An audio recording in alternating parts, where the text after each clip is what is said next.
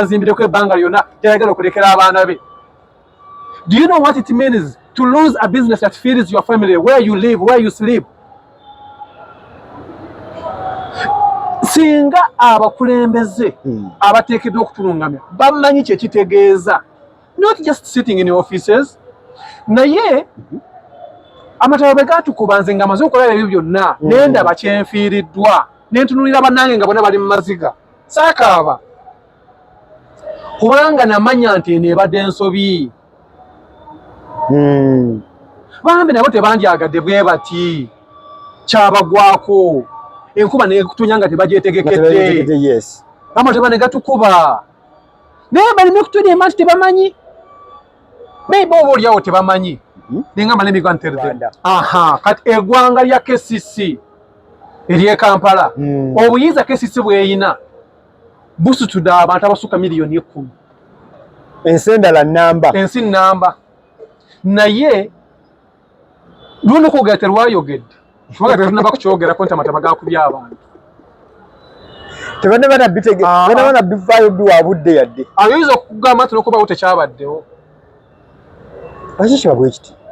Naye ate nga lwe lukiiko lw'obuyinza obuyina okuteekesa mu nkola. So kuteekesa mu nkola. Ekyo kyoyogedde kye kituufu kye bamanyi. Kubanga kye basinga okupracticinga bateekesa mu nkola. Era okumanya KCC weekola kwe kujja okulaba nga basitudde omutembe. N'omuntu yateekawo KCC ekidesigninga bubi. Kampala City Council Authority. Authority to do what? Emmaali ekwatiddwa emyezi 9. Yes. Nono w'okolera nakugamba njagala miliyoni 6 buli mwezi. N'oli alina okubalungamya owa KCC bw'omugambako KCC nga banzita yo tebinkwatako mukabisa kajanja. So this business person belongs nowhere. We are in confusion. Total confusion. Wano wagenda okuzimba weetaagisa kino nekino nekino nekino nekino nekino nekino. You get the point? Yes. Ekyo kitegeeza you have to plan for this. Nti hamu woba wakuzimba please ABCDE ziteekebwe mu nkola. Kati hamu bw'ajanga aze kuzimba n'asanga fellows abali confused bamuteeka ku pressure omala alinga eyanyaga omunyaga. Speed. Nagamba bwe mumanga mukyaliwo nga muli confused, you don't see what I see. What I see is different from what you see. Buterevu nkwaniriza nate ku Focus TV. Thank you so much. Wona osinzidde okubeera ngolaba ali mu Uganda, East Africa wamu ne diaspora. Mwenna wona osinzidde okubanga olaba. Thank you so much. Banyo okubeera ngo kikola. Ndino omwami Lubega agenda kubeera tuyisizaamu n'omusuubuzi era nga atuusa engatto z'abakyala n'abaana ajja kweyanjulira okwongera okumutegeera. Olunaku lwa leero ekindeeseza omusuubuzi ono kwe kulaba nga tukkaatiriza twongera okulaba biki ebyo bye tumanyi ne bye tutamanyi ku mataba agali mu Kampala. Lwaki kiri bwe kiti? Kyatandikira wa? Lwaki kiri bwe kiti? Era kiyinza kusalibwa magezi ki bye tugenda okuba ntuwayaamu nze naye omukulu. Sebo nkwaniriza. Neyanziza sebo neyanziga. Obulamu bugamba ki? Obulamu tubutetenkanya. Manyi obulamu buno bwa kutetenkanya ennaku zino. Yes. Naye omanyi n'ettaka lyaffe ery'e Uganda lirina Katonda. Abazungu olwalaba nga kisuuse nnyo ne batuwayo akatiibwa kamu mu Part of Africa. Baatya okukyogera nti Heart of Africa. Yes. Instead of Pearl, it will be Heart of Africa. Yes. Uganda itself alone can fill the world. Imagine that. However small it is. Imagine that.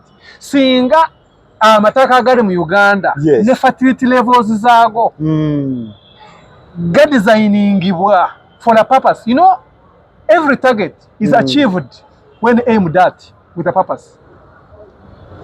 Singa ba designing agriculture right now nga bwelina okubeera a specific target to feed the whole world. It's possible. It is possible.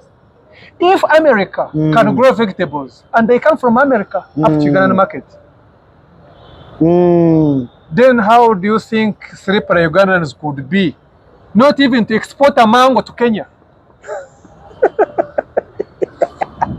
omusajja ono nabagambye nti alina ebimuluma balina gye byalaba esinga bwe yentambula naye mbadde njagala osooka weyanjulira omulabi. Kituufu nnyo. Amannya bampita Isaac Lubega. Yes. Nga ndi CEO. Yeah. Akulira kampani ate yagitandikawo Roots Run Deep Stores. Roots Run Deep Stores. Yeah. Roots Run Deep Stores company etuusa oba ekola sina kutuusa. Because when I'm anti-etusa, that's narrow thinking. That is another term. No, not a term. Okay, the business. Etusa. In the business, yes. You set the limits. Tetutusa. Because our vision is beyond okutusa. Okay, Roots, iyo ebyenjawo kyerina nti tetusa butusa ekola. Exactly. Okay. Now, Roots Run Deep Stores Company Limited is a manufacturing company that manufactures footwear products in Uganda. Now, Ugandans may wonder, Roots Run Deep Stores Company manufacturing company in Uganda manufactures footwear. How? No! Manufacturing doesn't matter the area of manufacturing. Okay. I might be manufacturing from abroad. True. Why? Because of certain conditions that are pushing me to manufacture from abroad. But what matters is that I design and produce. Nti gwe kyekyenjawulo ekibeerawo ku baana abalala. Atuusa yaliwa? Atuusa yoyo agenda n'agula ready made. Yes. N'agireeta mu katale n'agituusa wano. Nti engata eri kyebabadde mulaba eri mu katale keeri yagituusizza. Lubega Isaac bo badesigninga kye baagala. No, for us we don't just bring. No, we take our heads, okay, our knowledge and other supporting ideas. Yes, we design and make. You know, designing, you can't just make. You have to be with a knowledge. You have to be with an idea. What are you going to make? You can't know what you don't know from nowhere. Mwami Lubega, ngabe ngambye nti nja kufunanga obudde nkukyazi. Leero mbadde nsaba tunuulire kati kukiri ku oba Twitter topic of the day. Abantu bangi boogera ku mataba, bakaba amataba byatandikira wa okwonooneka. Kati amataba go galaba. Amataba guno gubadde muludu gwa kubiri. Amataba okuba Kampala severely kitegeeza okukira oba okubeera nga gw'amaanyi nnyo. Kitegeeza gabadde gakuba buno obutonotono obutoogerwa. Amataba ge maze agakulukuta mu bungi mu kiseera ekitali kitegeke oba mu kifo ekitali kitegeke. Kubanga bw'osanga amazzi agakulukuta mangi mu mugga ago si mataba. Gakulukuta mu kiseera ekituufu mu kifo ekituufu ago galeke. Ago si mataba. Amataba ge mazzi agakulukuta mu bungi. Yes. Mu kifo ekitali kitegeke mu kifo ekikyamu. Mu kifo ekikyamu. Ate tutangazizza bulungi. Ago ge bayita amataba. Walaba bw'osanga amazzi eyo mu nsiko nga gatambula mu nsiko eyo. Obutuufu bwago. Mwamyazi akako kanteerezezza bulungi mbadde sikagoberera. Tegasobola kuba mataba. So singa guli omwala gubadde gutambuza amazzi in its normality, tewande baddewo mataba. Tetwandibyogeddeko wano Kampala. Twogera ku ki? Naye kati weewuunya olukiiko olukulu lw'eggwanga mulundi gwakubiri nga lwogera ku mataba. Lulimu abasiisa 10,000 ebyo 5. Olukiiko lukulu wansi waliwo olukiiko olulala olunene ennyo baluyita KCC lukulira ekibuga Kampala n'emiriraano bakigaziya Kampala Metropolitan. Kirimu obungi bw'abantu obuweza obusuku obukadde 10. Gavumenti nnamba amawanga agamu tuwulira eggwanga erimu nti eggwanga ly'Egindi Democratic Republic of Guinea balina population y'abantu 8,000,000. Leo tugenda ne waneiba waffe mu Rwanda. Kati eggwanga lya KCC ery'e Kampala obuyiza KCC bweyina busutudde abantu abasukka 10,000,000.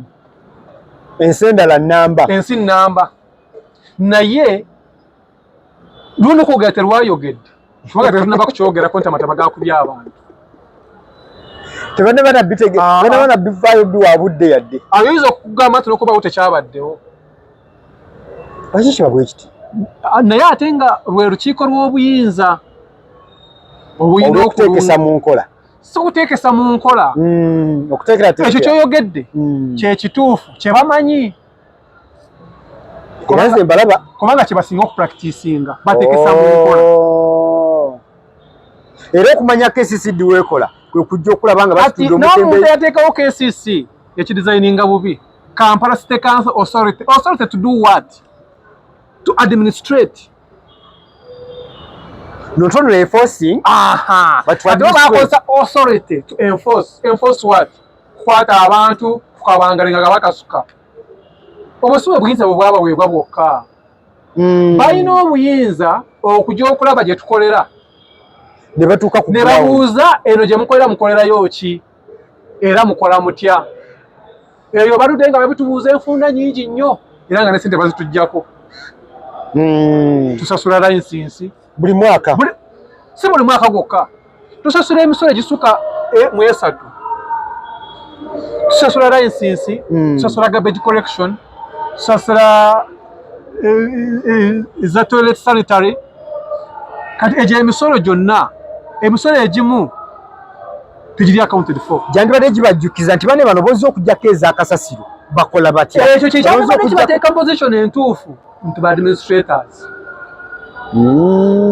not enforcers because if you are just an enforcer wandibadde tofaayo kumanya bukya bwenkola yes naye bw'obanga ofuddeyo okumanya bukya bwenkola kitegeeza nti ovunaanyizibwa okunnungamya mu nkola yange mwattu guno mundu gwakubiri nga amazzi gatukuba bubi nnyo emaali neefiira awo omanyi bw'otwogera ekigambo emaali neefiira awo ebiseera ebisinga abantu omanyi ensi eno egenzi eyonooneka ensi evuddemu obuntu enaabuuse nnyo ate bwe balowooza nti Katonda abonereza mu ngeri y'emu nga bwe yabonereza mu biseera bya Adamu biri ebya Nuhu ebyamataba nti era ne kati wajja bonereza kati olwedde Abannayuganda bali ku kibonerezo bazza gwaki wana Isaac Uganda twakola ki lwetalabanga mulembe gwa Nuhu Katonda yabakubya amataba yes kati essaawa zino Abannayuganda atubonereza tukoze amataba gabakubye mu nsawo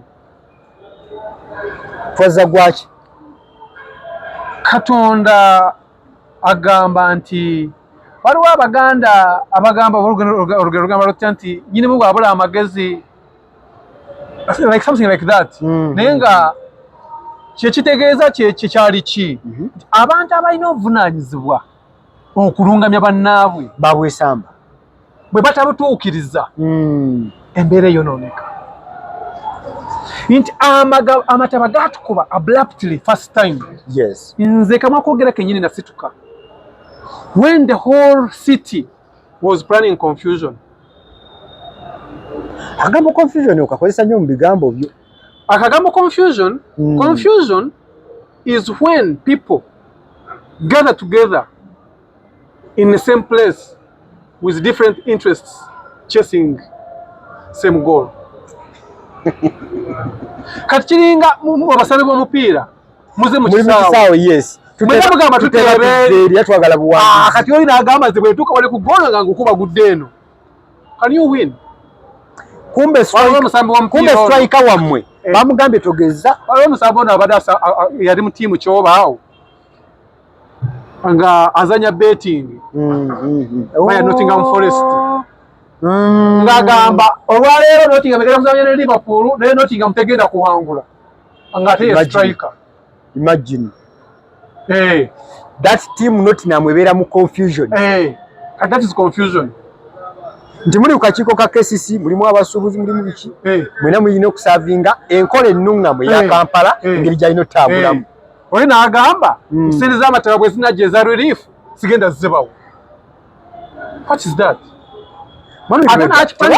tebabawa sente za compensation twasembayo mwagenda ekoola ewa pulezidenti era n'akakasa nze kamwa koogera nasituka Nze amataba bwe gasooka okukuba ennaku z'omwezi mu mwezi ogw'ekkumi omwaka oguwedde, bwe nasanganga ebintu byaffe bitubidde mu mazzi, ng'amazzi gali ku surface ya waggulu ku levels ez'ebizimbe byaffe, basement floors. Natuula ne ndowooza, saalowooza ku mazzi gokka then, nalowooza beyond amazzi, because nalaba clearly what it meant then. Do you know what it means to go from here and you reach your home, you find when it's in ashes? A home that you thought of building when you were 18 and now you are 40. Do you know what it takes to build something for 20 years? Omanyi gwe kye bayita okubeera n'omuwala ng'omuyita girlfriend n'akugamba boyfriend n'afunye olubuto, n'olabirira olubuto, n'ozaala omwana, n'omulabira n'omusomesa, n'omutegekera omwana wange alibwa bw'ati, n'aweza emyaka 4, future ye ne bagisaanyaawo. Omanyi kye kitegeeza omuntu okufiirwa bizinesi ye gy'abadde azimbireko ebbanga lyonna gy'ayagala okulekera abaana be? Do you know what it means to lose a business that feeds your family, where you live, where you sleep?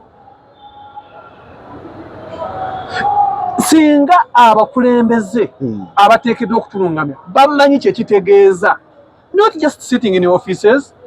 Naye amataba bwe gatukuba nze nga maze okulaba ebyo byonna nendaba kyenfiiriddwa, nentunulira bannange nga bonna bali mu maziga, saakaaba kubanga namanya nti eno ebadde ensobi. Bambi nabo tebandyagadde bwe bati, kyabagwako enkuba nekutonya nga tebagyetegekedde.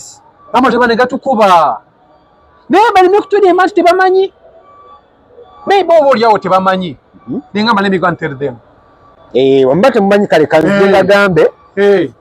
Nenyambuka ku City Hall KCC. Banange ne bangamba omumanyi batuyise abakulembeze, batuyise when they were full of hopes. Nti essuubi lyaffe bwe tutuuka wano liba likeze ekitutuusa. They had much hopes, batuyise bambi tufunye obuzibu, naye balabye obuzibu bwe tufunye bagenda tusaasira. Kombe nze si kye nalaba. No, like when you want to see different, don't keep in the line. Bwe musimba omwero gwa line bwe buti gwe kwata wa. If you are to see different, stand out of the line. Take time alone. Think, play. So, ebisinga challenges ezisinga tuzaanukula na reactions. Nga ziri personal. Ne mu reacting amataba gatukubye ne mulumba gavumenti. Nosanga omuntu Minister of Finance, gori Minister ki, KCC, gori ki mayor okola ki, alalala. It doesn't need that. No. Ekizibu ekiba kibaddewo, yes. Ono omusajja kituufu kyamutuuseeko. Yes. Tukuze tutya. Kati nze kye kyantwala. Mugenze ku KCC okulaba nga mwe abamu abasinga mu namba zammwe bagenda okuwulira kiki bagenda okuddizibwawo. Exactly. Wabula gwe wagenda otunuulire kiki ekiyinza okukolebwa okulaba nga bino byonna. Kati nze bali abakulembeze mulimu ab'ebyobufuzi obuzibu bwe twafuna eno administration yaffe bagimixinga kati ne bakifuula ekisaawe ky'omupiira. Waliwo aba tiimu yellow n'aba tiimu red in the playground. So kati nze bwa tuli ku dduuka ne mpulira efirimbi kiki bayita abazannyi mu kisaawe. Tebaye watuyita bazannyi kyobola bakuyisa abazannyi. Bayisa abazannyi. Konze bagenda kuzannya muzannyo ki? Ani ayise? Owa tiimu eri. Nemba tunula ne ngamba okay now bano byana byabufuzi bali mu kiseera nga buli omu anoonya kadi zazannyisa. Naye ffe si kitwetaaga kubanga ffe bizinesi zaffe oba bizinesi z'Abannayuganda ku luuyi lwabwe ku sayidi yaabwe kitegeeza bulamu bwabwe, kitegeeza baana baabwe, kitegeeza bazzukulu, kitegeeza bajjajja baabwe mu byalo, kitegeeza ab'eŋŋanda. Business itself, a simple word, it's very simple and small. Kyovula nti buli omu agizanyiddeko. Abasajja aba revenue bakwata ebintu by'omuna business nabisuba emyezi 9. Omusajja nannyini ekizimbe kino nakugamba nti gwakolera mu kizimbe kyange njagala miliyoni 6. Emmaali ekwatiddwa emyezi 9. Yes. Noono w'okolera nakugamba njagala miliyoni 6 buli mwezi. N'oli alina okubalungamya owa KCC bw'omugambako KCC nga banzita yo tebinkwatako mukabisa kajanja. So this business person belongs nowhere. We are in confusion, total confusion. Naye kyewandiyebadde weebuuza, what are the effects of this confusion? Awo effects reason. Effect esooka amataba gakuba twogera ku mataba kuba nti in reality abantu bafiiriddwa ebintu byabwe. That is true. Okitegeera? Naye on the other side abasuubuzi tebanyigirizibwa amataba gokka.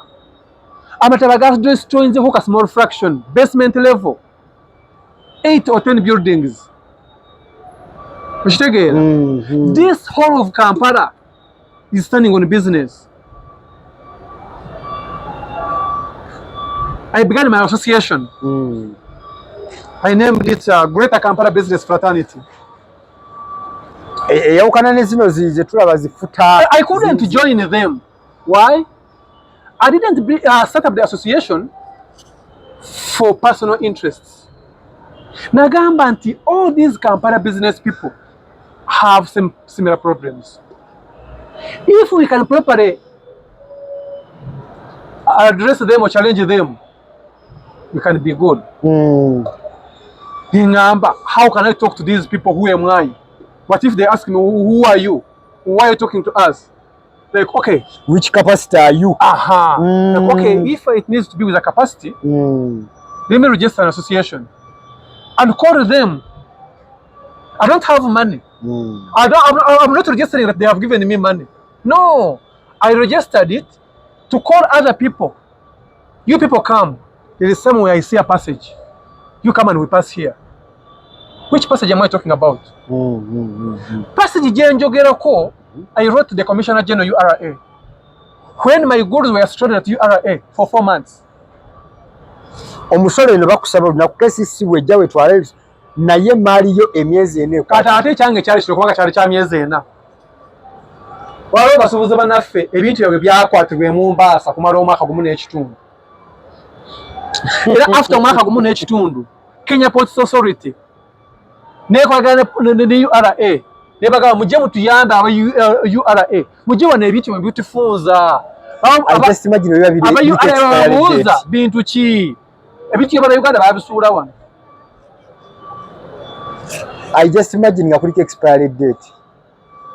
Of course. Tebagala bimanyi. No, and a check expiry date is not imagination, it's reality. Lwaki? Kyogamba go bogenda mu katale na kasero byo bogenze kugula yombi manyi. Zingize kugula kyangu ogenze kugula maji. Bin expiry date yemu. Kwa ngatwali tebigendo byanja. Do you know what is in a container? We were in the market China. Do you know what everybody bought? So, lwaki oddira ebintu byoli no binteeka kuno sibe mali for 9 months, for 10 months, for 1 year and a half? Why can't you know that I'm in business? Now, this selfishness no butafaayo ku bantu. Manya abantu ebiseera ebisinga challenge tusinza okusanga kwe kuba nti ate mwatu baba abantu bafa batuli okumpi. Ababalimu ababamanyi obulungi obuvunaanyizibwa buno yes butambula ne levels. Tosobola kusanga Katikkiro ng'alwana n'omumbowa. naye omumbowa mukajanga ate olikubakopa naye kyabakola obuvunaanyizibwa obuyinza obusinga okutokyalinga Bannayuganda tebuli waggulu kyentegeeza tebuli waggulu kyembadde ntegeeza nti kati prime minister oba president sebawa orders ezitokyalinga Bannayuganda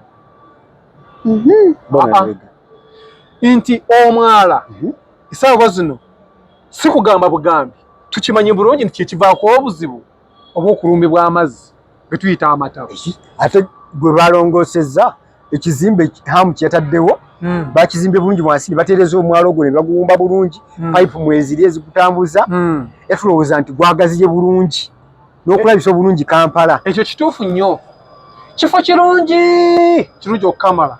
Hamu yaleese idea ya designing mu infrastructures ey'ebweru eri standard mu Kampala. Walabika bulungi. Something to applaud for. Walabika bulungi atereezezaawo. Naye kati Hamu mu kukola kino, yes, he met a group of confused fellas along the way. Wano mu kujja okukola alina bye yasanze abeeyagaliza ebyabwe. Abali confused sinakweyagaliza. Bebaani amazzi gagenda okutuuka omulundi ogwasooka last year, October 31st. Gasanga Hamu ng'ali mu kuzimba nga yakatandika.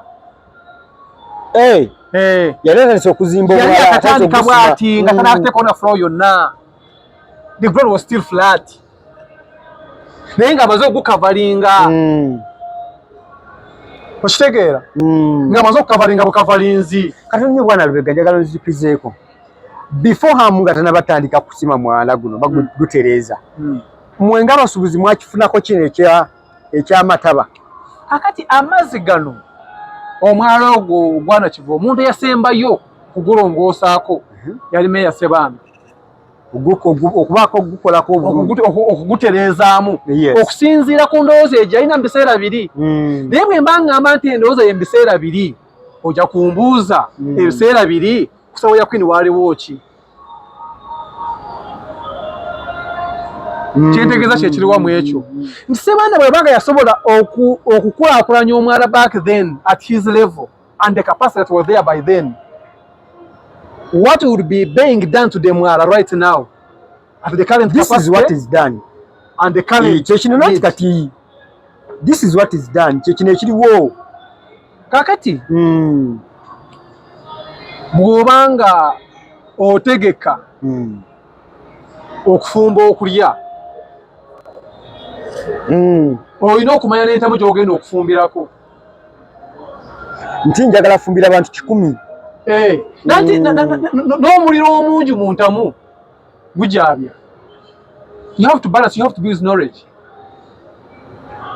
So technically kikyolooza ekiganyi wano walabayo batandise okuguzimba ne mu kuguzimba tulina space ya myezi ndoza giringa 3 wena twakafunamu amataba ga mirundi emeka. Kati nze gora bano siri engineer. Naye ndi engineer mu reality. In reality I'm an engineer.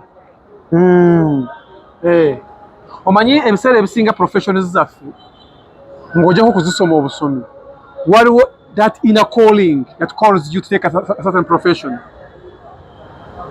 Kati nze ntuukawo nsanga nga bazimbye omwala nga tebanaba naguggala. Ngalemani omuntu yabulijjo ekibaati twagenda mu demonstration ne tumalayo ennaku 3 ng'abasuubuzi bali mu confusion era nga bo bagamba simanyi omusolo bagubalira mu kiro mbu tebagenda kugusasula. You can't resist a system. You can't resist a policy. You have to cooperate. Ne mumanya eyinza kukola etyo obutundu obulungi. Can you fight a lion with a stick? Oli yakugambye yatwala obusuubuzi. Era kugambye ndeese kino. Era kugambye kino kyagala otambulireko. Gugamba nzingu utese okusamba emigere. Bakuteekako emiguwa n'akusiba. Era gwe okafiiramu. Kati bwe busuubuzi bwaffe bwe tulimu. Tulina abakulembeze bo bagamba bakulembeze sibaita bakulembeze sebe sina gwe manyi obusuubuzi waliwo ekintu ekirifana kinalowoozaako nenewunya n'okwewunya by the way mu kulonda okuwedde nze kenyini saalonda kuno okwa January 2026 lwaki saalonda abasuubuzi be bantu abasingayo obungi mu Kampala. That's why we call it capital city. It's a business center. Kakati njagala okozesa sensi zo eza bulijjo. Newankubadde waliyo sensi endala ey'omukaaga. Tukozese zino 5. Tukozese 5. Ey'omukaaga sooke tugireke. Kubanga tetulina buyinza bugyogerako Katonda yagigaba. Kati sensi zino eza bulijjo. Abantu bebakolera kyogamba tokimanyi nti ewuwo omwana wo ng'agenda kusomera zuuka ssaawa 11. Nkimanyi. Si gwamutwala kusomera oluusi mukazi wo bw'obanga omuyina. Kakati omuntu omusajja oba omukazi azuukusa ssaawa 11 n'ategeka abaana n'abatwala kusomera n'ava kusomera n'agenda ku mirimu akole n'anyuka ssaawa 12 oba ssaawa 2 n'atuuka awaka n'abaana tabalabako ennaku 6 olunaku olwa Sande lumu ng'alina okugenda mu masinzizo. Okiraba nti mu nnaku 7 omusajja oba omukazi afunako essaawa ezitawera 6 ku famire ye. You're right. Kituufu. Naye nga all that time is concentrating on business. Okitegeera? Kwabalira buli kimu kwalowooleza kwalya kwanywa kwasula kwabeera. We spend most of our times in our homes of business. This is what we call our homes because this is where we spend much of the time. Bwana ennyumba gye wazimba agenda okwesanga nga period gy'olina okugenda okulonderamu obudde bwenda tebumala kutuukiriza ekyo ekikolwa ekyokugenda okulonda. Okusimba layini okuddawo otuule olinde. Disconnected system. Disconnected system kyenkozesezza nga namala okizuula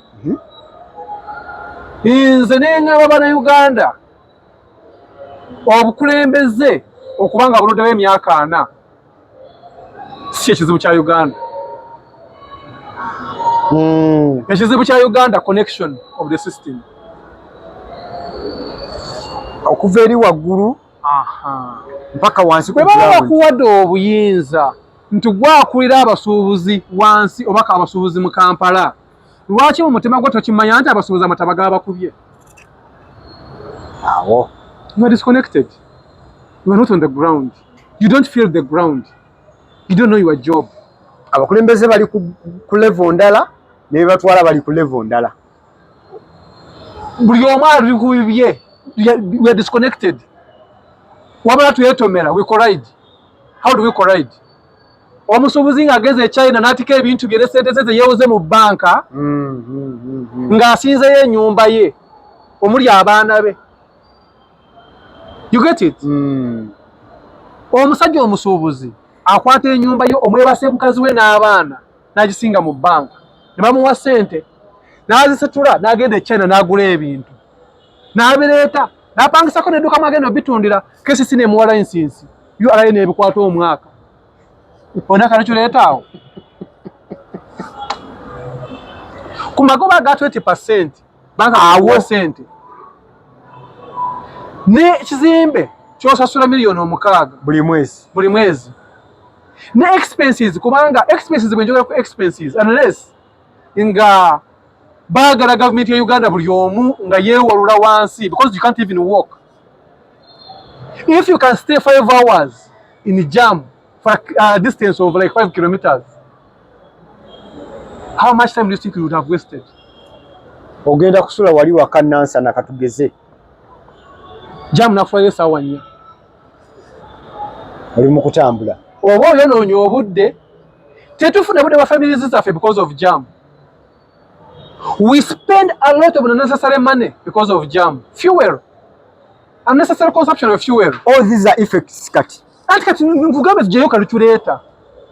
Naye nkugamba nti mu bulamu bw'omuntu akolera mu Kampala ng'alina emmotoka gasobola okugivuga. Government gwegamba nti balina middle income status people. Tugere ku middle income status people. School fees wa milioni 4. Sente zikozesebwa waka olunaku mitwalo 10, amafuta mitwalo 5 on a daily basis. Kati kyeki muyimiriza mu jambu nga asobola okusasula omusolo gw'3,000 per litre that he consumes when he consumes 5 liters on a daily basis. Abasasula sente zingana ki buli lunaku ku musolo gwokka, ku mafuta gokka? Omuntu oyo n'asinga ennyumba ye n'agenda mu banka nemuwa sente ku notice ezawagula egyo 20% nakkiriza n'agamba aizulu takkiriza. Agenderawo mu kunyigirizibwa n'agamba I will fight and get through this. URA mu kunyigirizibwa okwo n'agamba aizulu kankikole URA n'ekazikiza mali n'egibowa. Kati amazire bwe gajja abali waggulu bagamba abasuubuzi baleekaana nnyo, nagamba polisi mugende mubakube. Lwaki abasuubuzi baleekaana nnyo bayinza n'okuviira eggwanga okwekalakaasa singa basukkawo ne beekalakaasa mu kibuga bannabyabufuzi bagenda kukiyingiramu bakyokye. Kale tukirabyeko. Yes, what you are saying is right, but what are they saying? Is it right or wrong? Kati bw'olusanga nabo kyeboogera kituufu mutule ku mmeeza. Nze nva wano ngenda ku City Hall ku KCC nga bagamba you people don't fight, mutule ku mmeeza. Era bye byali ebigambo byange. Nkwata omuzindaalo mbagamba kituufu sitera nnyo kujja mu bintu bwe biti kubanga mbambiraba ebiseera ebisinga. Ono confusion ono abeera wano wakati ayinza okukussa kubanga ekireeta confusion is misalignment. You don't focus on the same target. Nti bonna we baali babayise buli omu yalina ekikye bwe mulowooza muze ku kati mukutuyita mwalimu abakulira olukiiko okuva mu gavumenti ministers RCC mukitegeera ate nga kitegeeza nti RCC alina okudefendinga security interests ze n'entega okutubwe nti nemuwuliriza kigambo ku kigambo mpaka ku nkomerero, nempuliriza ED kigambo ku kigambo mpaka ku nkomerero, nempuliriza meya kigambo ku kigambo mpaka ku nkomerero, nembagatta bonna awamu ne bangamba Museveni yabatumye. Nsooka nebuuza ate Museveni abatumye atya? Kati waliwo bannamawulire aba NTV nga bwe nkugambye nti bannamawulire nze mbamanyi bo baatendekebwa okusabika interest zaabwe era mbalaba. Kati bannamawulire n'aŋŋamba tolaba nti president yakoze bubi yayisa ekiragiro bazimbe omwala nga ye kyanoonya mugambe era president yakola bubi nnyo because it was then season when it was politics. Okitegeera nti ekyo kiwe aba platform amanyi kiwaba opposition amanyi balinnyeko n'okikuba n'ogamba naye mugamba I can't tolerate confusion anymore. Olaba buno obululu NRM bwe bayisemu successfully buno mu Kampala singa amazzi gali gabeerezamu as planned, you don't know what would have happened. Kubanga abazanyi babatuyita mu kisaawe bona baali beetegese kubanga abasayidi eri endala baali batidde abavunaanyizibwako. Yes. Kubanga amazzi gatukola bayita ennaku 2 nga tewali government official yalinyeewo whereby ye yandisooseewo okuddukirira naye yatyawo. Kati bw'atyawo abeera ng'asindikayo ekigere bw'ati mugendeyo mulabe ekyatuuseeyo. Kati yo opposition agamba wano wenjagala n'ajja ngadduka ne mbagamba muyimirirawo ne mbagamba amazzi gaavudde ku myala okugizibikira giyingiza amazzi mu myala. Kye muba mukola akantu k'okuzibikira ate gwera okwogedde waneera akantu k'okuzibikira ako badde manyi ekizimbisizaho omwala buno obutono buno obuva eno waggulu nga buleeta butuusize mu guli omene ogwa hamu gwe yazimbye obulungi ennyo. Kakati ekyo gagendi yenteekateeka entuufu. Isn't it the right thing that kati be done? Omusajja ono hamu simublamingangako kuzimba yakola bulungi nnyo naye yasanga ekizibu nakugambye nti mu kkubo yasangamu abantu abalala baali confused batya aja n'ekirowoozo kye ekyokuzimba omwalo ogwo. Of course it's of interest in business. Omanyi structures eziri awo billions of money kati mu business fyo kichira interests okitegeera. And in business you have to fight as much as you can to defend your interests. Can't you fight to defend your home? Why not? That's business. Kati omusajja yafunye ekirowoozo mu magezi ge n'ashwayira omukulembeze n'agamba mukulu president n'awulira namugamba wanje mutabani mbadde nkusaba ekifo kino okimpe nkikulaakulanye kibe kya mulembe nnyo mu ngeri bweti oba tatasobola okugaana. What was the reason to blame the government? What was the reason to blame the President Museveni? What did he do wrong to offer that? He actually wrote even a letter to the Prime Minister. Prime Minister wanji gamba Minister we Kampala ogera ogamba ne Director we Kampala mutabani wange oyo hamu muwada akulakulanya omwalo ogwo aguzimbe bulungi. Do you know what that means? Kati bulungi ono. Aha, do you know what that means? Bulungi kitegeeza. Now these are orders given from high authority. Subazi wakanya, who are you? Toyinsobola wakanya. Kyoba olina okukola kwe kulungamya obulungi buno yes. Kati ng'owandiika okugamba mukulu president Sebo otukkiriza tuwa omusajja ono azimbe bulungi. Obulungi musajja ono atugamba yagenda kuzimba bwati ne bwati. Naye ffe we tulaba bwe tuti gwe obulungi bwakugambe bwagenda okuzimba bwe butya bakikola. Bamuleka bulesi. No, bakigenderera because they had to create a room for confusion. Because wagambe tutambulira mu confusion. That's where they play the game from. Oh, whenever they see something collect bateka mu confusion tutambule. That's what enables opposition to exist. Awo. Even when the government is doing something tremendous, the opposition will come in. They have to create confusion. Because if there is no confusion, they don't exist. What will be their role? Okay, where confusion comes from, singa hamba kwadde olukusa zimba.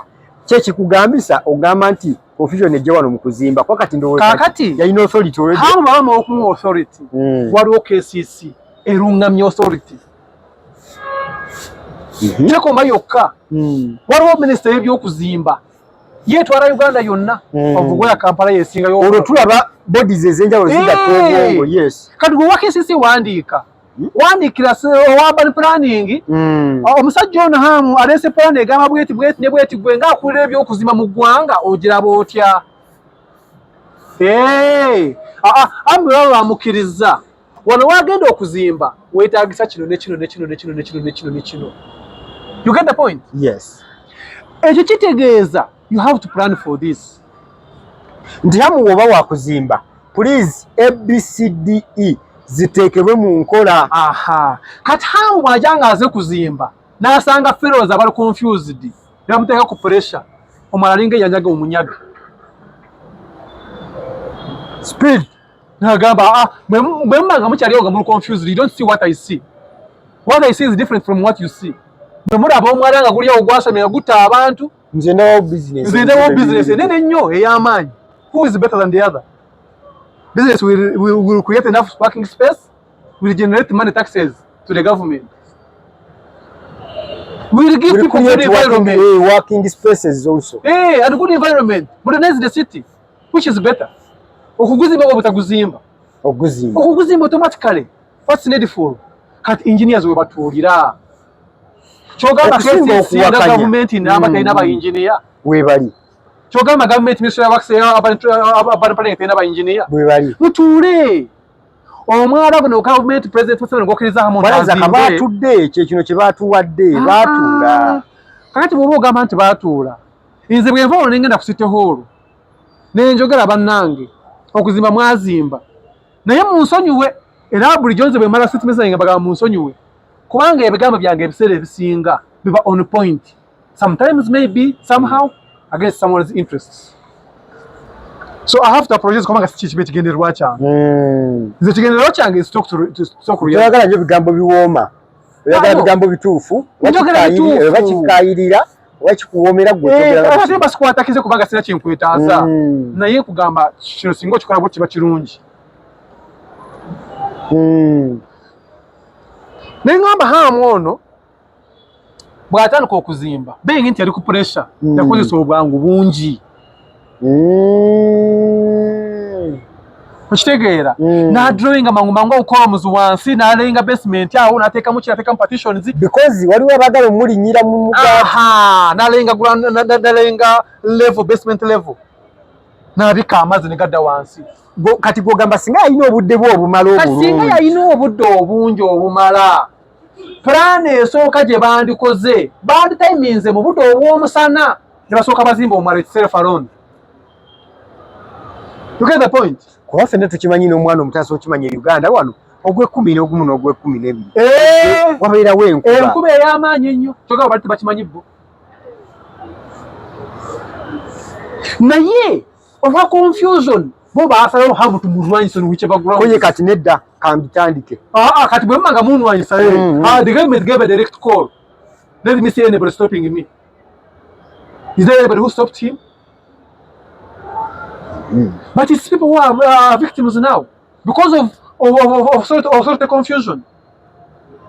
Kubanga ne bana abantu bennyini binyina abafiridde ebintu ab'obuyiza bali mu okugamba nti hamu wangi gwabonyabonya abantu n'amazzi basasule. Oba hamu agambe mwe ab'obuyiza mwe mulina okusasula bano abantu mubasasule. Oba gavumenti egambe abo saaba wabuyinza kanze mbasasula. Tiwali aliwo. Kiseera kyabwe kyaggwako. Buli omupiira buli omu agusamba gudda wa munne. Abasuubuzi bava wano bo bamanyi KCCA bayise. Bagenda kutuuka eri. Kati nze ngamba wano twali mulamwa. Batuukawo. Nze olwokuba naye mbategedde. Omupiira ngusamba gudde eno mu basuubuzi. Bagamba bana abantu basasula layisinsi. Layisinsi okimanyi kye kitegeeza. Layisinsi mu Kampala kye kiwandiiko ekikuwa obuyinza okukolera w'okolera amazzi bwe gakusanze. Toliwo mu bumenyi bw'amateeka. Tekikoma okwo kwokka kuwandiikiddwako na mulimu kigwokola. Tekikoma okwo kwokka kiwandiikiddwako n'obugazi bw'omulimu. Weewuunya ne sitoowa esasula layisinsi. Ne toyi n'esasula layisinsi naye bagye balanga bizinesi. Kakati omanyi kyenkola, omanyi nzaani, tulina layisinsi. License eriko TIN number, tax identification number. It is personal. No, not just personal. Tax identification number is under the bed where you sleep. That's what they call TIN. Lwaki kigambye bwentyo? Not tax identification number eno ojja registeringa national ID. Endaga muntu yo yekuwa TIN. Ndaga muntu kitegeeza ki? Physical location. Buli weni nkufuna. Physical location kitegeeza ki? Wansi w'ekitanda kyo weebase. TIN we yeebaka. So kati gw'omuntu amanyi gyensula we neebaka. N'omanya wenkola ne kyenkola. Ogamba to tomanyi kye nafiiriddwa. Kati entuuka wali n'asasula omusolo. Entuuka wali mbasanga bonna nga beetegese. Minisita bannange tetumanyi mwekye mwafiiriddwa oba mwafiiriddwa mutya. Prime Minister najja bannange mwafiiriddwa naye tetumanyi mwafiiriddwa kyenkana ki, tugenda kuleeta ttiimu y'abasirikale. Ate kati ffe tetumanyi basirikale tetubalabangako, tuli bakozi ba bizinesi, lwaki otutiisatiisa n'abasirikale? Era batuwaga ne Prime Minister n'azagamba agenda kutuleetera abasirikale bajje baverifyinge balabe byafudde. Nengamba lwaki oba otuleetera omusirikale nga tulina URA ne KCC nga batumanyi ne gye tusula wansi bamanyiyo. Kakati omusirikale abiyingiriramu tuli bayeekera. Era omusirikale ono yakuguka mu ki? Omusirikale bwe yatugamba omumanyi Criminal Intelligence Office. Prime Minister bwe yatugamba tuva wano abasuubuzi nga beekuŋŋanyiza bagamba kakati nanti wano nga tuva ku City Hall bananga temufaayo mukakane banaye mutuuse muli bulungi mukakane kati kiwedde kamutuuse wano kati enkya President agambye mugende wa Prime Minister mumubuulire ebyo mwafiiriddwa abawe ssente. Mwati bwe mala okwogera ku City Hall nga mbanyonyodde how it all happened. President yafubikinga information yakhe kubanga President araba amawulire agafa mu ggwanga. I was televised on all media platforms and many media platforms. Nali ku UTV, ku NTV, ku Bukedde, ku BBS. Ne media houses endala. Which means president yabira. So what the president did made a call. Prime Minister Wanji genda wansi alaba abasuubuzi baafiiriddwa batya kyavudde kuki after him studying what I said kyavudde kuki era mu kitereeze. Prime Minister yasituka ne ED ne Minister wa Kampala ne Engineer Minister of Works ne Engineer wa KCC bagenda ku ground tagenda mbagoberedde kubanga nalimba manyi kati bwe batuukawo nayagala ndabe baze kukola ki nagenda okulaba nga bakola kiri kye nayogedde nga njogera ki nga ngamba bwe baali bazimba guno omwala omusajja n'okuba nti yali ku pressure yakozesa obwangu yakubirira materials yali azimbisa siminti owawano waffe owawano talina maanyi mangi nnyo gaseetinga mangu mangu okukwata amazzi nga gaze mangi n'akolera mu assumption n'ayanguyiriza okitegeera kumbe waliyo Katonda tomanyi programu ze waba akyali awo akyakubirira Katonda n'atenyesa ekire nga kinene nnyo kati ekyo yakyetegekera singa teba tukyali mu binno neetonye tukola ki sifiirwa ziba nnyingi nnyo kati musooke muzibikireko emyala egimu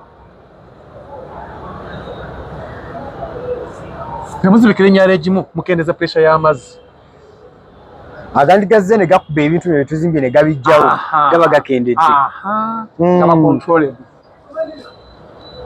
kati amazzi gagenda okujja nga wali mukubo wazibike gaba galina okudda kugenda onyira amazzi bagazibireko gwe watonda ennyanja gwe watonda emigga gwomanyi gye giva gwe Katonda kakati gwe Katonda gwe gagenda okagana okuvaayo bagenda okwate naye ogijengula ogikomye ewene kati amazzi gagenda okujja nga waggale nga gatambulawo twesanga gali waffe nzija mbagamba singa muzibukira wano we gayita nga gava eri nga nze manyi kye gava ate ekyeya kasatu naye wamanyiyo twogera ku busozi musanvu obukala Kampala bwonna nga bukuŋŋaanya amazzi galina kugukira mu mwala gwe Nakivubo egada ku mwala gwe Nakivubo okutandikira Makerere akasozi ke Makerere n'akulabye ono Mengo aleeta wano Kibuli ono oludi Kampala n'Akaseero biki wonna gonna gakuŋŋaana ne gakyayogera ekyo kyokka sooka olaba obungi bwa infrastructures ezirimu. That's collection of water because none of that water sinks in the ground. The whole place is developed. Tunuulira square area weyenkana teka mbibalo. No, I sometimes wonder what these engineers studied. Now, mbanyira kuba professionals z'abantu sagala nnyo kukikola ebiseera ebisinga. Weebuuza. Bw'obango oyina area eyenkana bweti nga developed in infrastructures ogisuubira kukolactinga amazzi genkana ki mu bungi gabagaragawo. Tulaba nti mu sense amazzi agogenda geetaaga kunoonyeza ekkulu. Kati bw'oteeka omusajja ku pressure n'azimba nga akubirira n'atategekera amazzi n'aziba waawamu kati g'osuubira amazzi gagenda kulaga naye yamaliriza katoneza kakyembadde nsuubira bw'amaliriza kaakati aggulira. Tuli mu kwogera kintu kye bayita amazzi amataba gaakuba mumerebe gwa Nuuwa ne gasaanyaawo ensi g'emaanyi g'amazzi.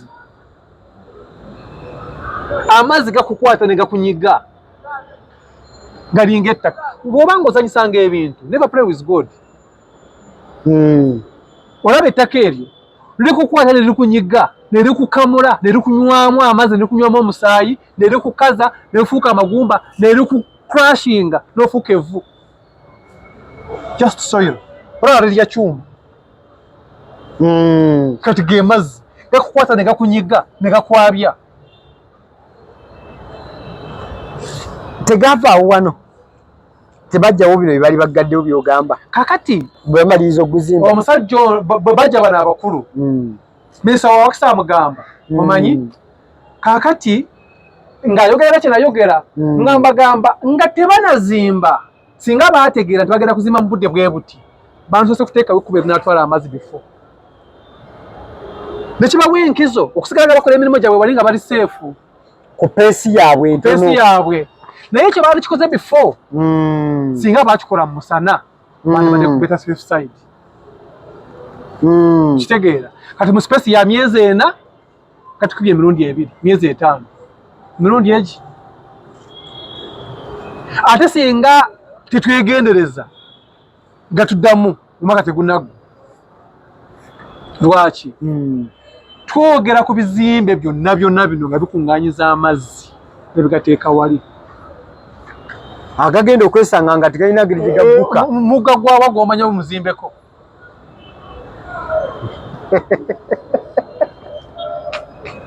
kati awo kitegeeza nti bw'oba onoozimbawo olina okuplaningirawo bulungi omusajja tebamuwa budde kuzimbawo bulungi naye mwatti olaba ebyo si ebizibu byaffe byokka ng'abasuubuzi tulina ebizibu bingi nnyo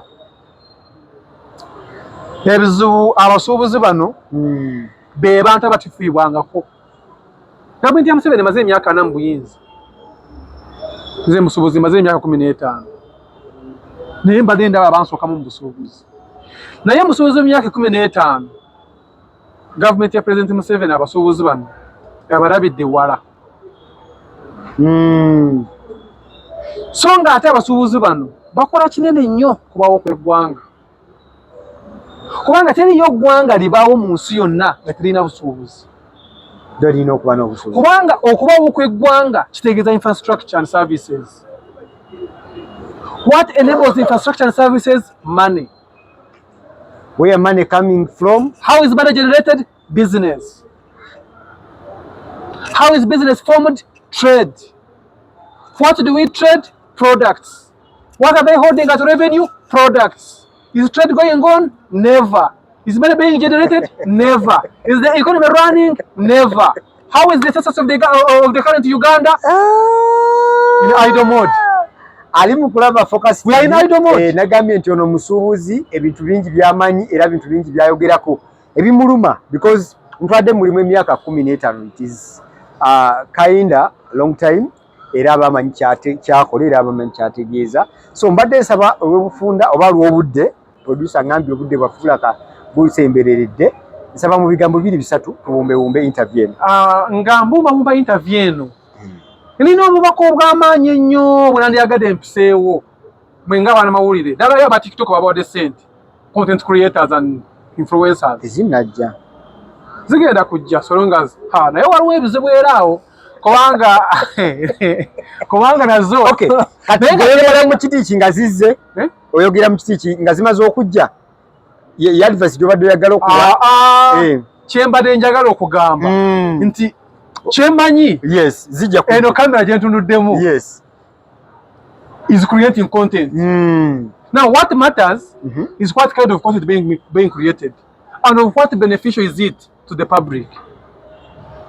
Which impact does your content do to the public? Exactly. Now nze ngamba nga mbumba nga mpunzika njagala kuwayo obubaka obusavinga Uganda yonna awamu.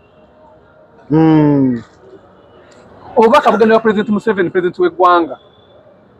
President Museveni mpandiise ebbaluwa eziwera 5 mu office yo nga kyengendereramu si kuchallenginga buyinza si kuchallenginga authority yonna si kuwaaba oba si kwemulugunya oba si kusaba kubanga sina kyensaba wabula nga mpandiika obubaka bwenzikiriza nti mbufuna mu ngeri y'okusavinga eggwanga lyonna naye okusavinga eggwanga tekuli mu buyinza bwange sebo president w'ekitiibwa gwalina obuyinza obusavinga eggwanga obubaka buno mpandiisa amabaluwa nga nsaba edakiika 3 nga ze nfunye n'omukulu ono nkuwa obubaka buno mpandiisa n'ekitabo kya page 10 nga kiwandiikira president kitabo kiramba nga kiwandiisemu obubaka buno obubaka bwe mpandiisemu bwe buluwa bwe buno bwe njogerako bwe nsaba president atuyambe totulekerera kubanga kampala ono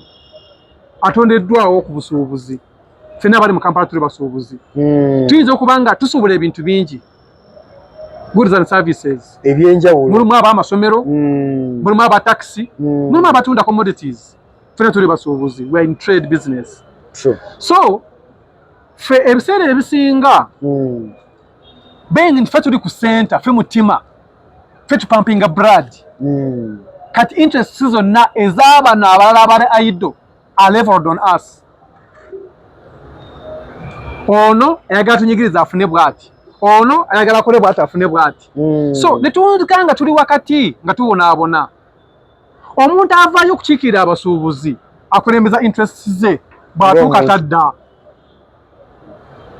bwe bamugamba nti kati president Wunno mugaba abasuubuzi kye beetaaga asooka bibye era awunzika nebyabasuubuzi nga tabyogeddeeko era ekiwunzika nga Museveni agamba we muwe baasa ya $5,000,000 naye ng'akosezza obulamu bw'abantu $15,000,000 bamwesize bagamba twamutumye nga mumutumye eki ng'aba president sebo nti ebintu by'abasuubuzi bimala omwaka gumu n'ekitundu ku misolo nti renti mu bibuga mwe tukolera alinnya nnyo okusuukuluma ku nyingiza yaffe nti enyingiza yaffe eri stagnant olw'obusobozi obuli mu bantu betuguza ng'akatale kaffe kamaze okwonooneka olwa enkola nyingi ezireeteddwa nga tezitunuulidde ku benefitinga musuubuzi. Nze ngamba nti omusuubuzi ono yeetaaga kwempawalinga. Ntenenya kutunda president oyo mulaba musajja mugezi nnyo bwe yali akola campaign zino yagamba kyagenda okufokasingako mu kisanja kino ekiddako kwe kwempawalinga buli munnauganda okuba n'obusobozi okukonsuminga ngalo agezaako okugamba nti apromotinge internal production to export level ng'emaze okusatisfyinga internal consumption raising internal consumption capacity esobola okuyimiriza okusustaininga internal production but that one is made after empowering the internal population economically empowering the internal population economically oba olina okukola ki okubajjako empingu toleka muntu kuferwa sente ze ng'ebintu bikwatiddwe ku musolo okumala emyezi 9 ow'omwaka you are draining him naturally nkakasa nti president Museveni obaka ajja bufuna no I mean like tebadde bwa president bonna awamu bwe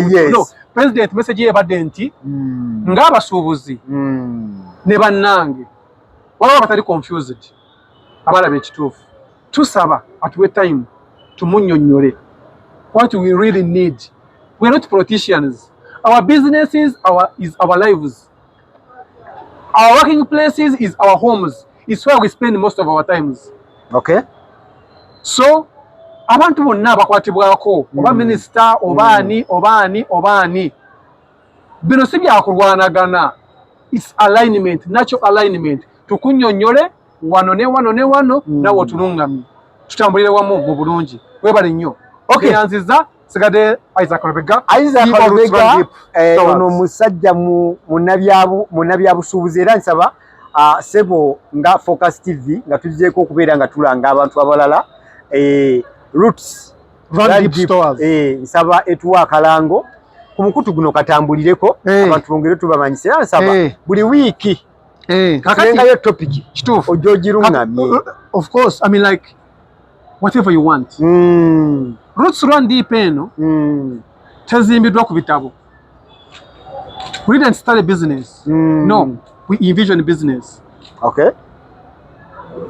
We do what we see. We know what we mean. For you to prove what we mean, you will see what we mean. Okay. Even when you go to our stores now, you can see what we talk. Kale, twebaza bannaffe aba Focus TV services okugamba nti bawo omukolo gwo babenga bakukolera omukolo gaggadde bawe budget yo bakolere ekyoyagala okubeera ng'ofuna mu mukolo ogwo so ng'ate ne bannaffe aba Focus Farms and Chicken Supply bagamba nti beeyungeko balabe nga bakuyigiriza omulimu gw'okulunda enkoko z'ennyama wamu n'okuwa enkoko eri fresh oba eri frozen onawo gyetaagidde. Tuyinza kusukka wano mubadde balabe balungi okuva gye twatandikidde nja kuleetanga omukulu ono atangaze ku by'obufuzi ku by'obusuubuzi n'okubawo obulungi okw'abantu n'ebyenfuna ne mindset change. Exactly. Endowooza zaffe zituuka zitandira ku byenfuna. Ate oyogedde ekigambo kye nandibadde nayogedde, mindset. Change. Mindset is the pivot of movement. Yes. Buli kimu kyetooloolera ku mindset. How your mind is set is how you live. Kale, omwami tujja kubawo naye. For now, bye-bye. Kusubscribinga ku Focus TV yange. Bingi